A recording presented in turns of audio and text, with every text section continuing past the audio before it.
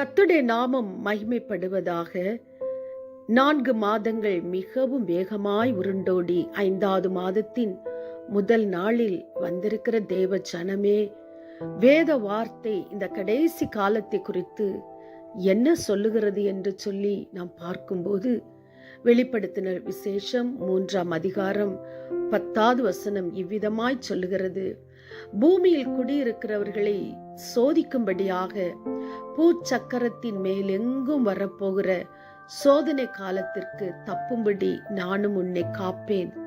இந்த வார்த்தைகள் ஏறத்தாழ 2000 ஆண்டுகளுக்கு முன்பாக பரிசுத்த யோவானுக்கு பத்மு என்கிற தீவில் வைத்து உலகத்தின் கடைசி நாட்களில் சம்பவிக்க போகிற காரியங்களையும் அதில் மனுக்குலம் எப்படி தப்பி பிழைக்க வேண்டும் என்பதையும் ஆவியானவர் அன்றைக்கு எழுதி வைத்த வார்த்தைகள் தான் இவைகள்.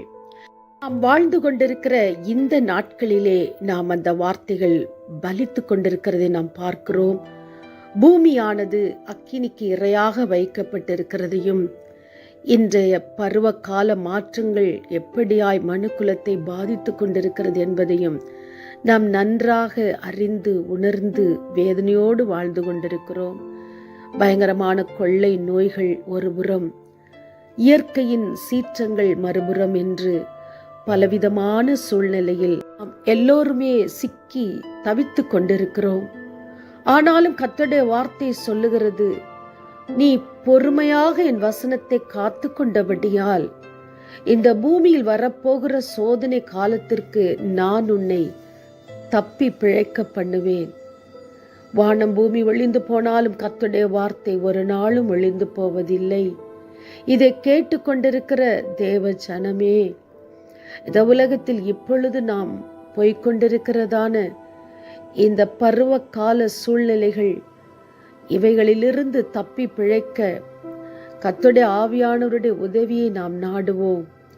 பகலிலே வெயிலாகிலும் இரவிலே நிலவாகிலும் உன்னை சேதப்படுத்துவது இல்லை என்று சொன்னாரே, அந்த வார்த்தைகளை மெய்யாகவே ஏற்றுக்கொண்டு ஆமேன் என்று சொல்லி இந்த ஆசீர்வாதங்களை நாம் சுதந்திரித்துக் கொள்ளுவோம்.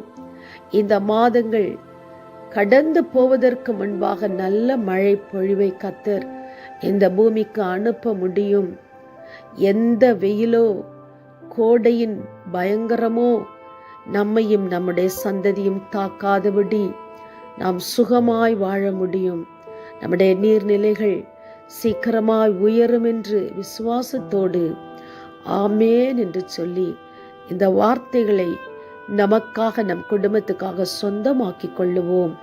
கர்த்தர் தாமே இந்த வார்த்தைகளை உண்மை உள்ளவராயிருந்து நம்மை இந்த நாட்களில் பாதுகாப்பாராக. ஆமேன், ஆமேன்.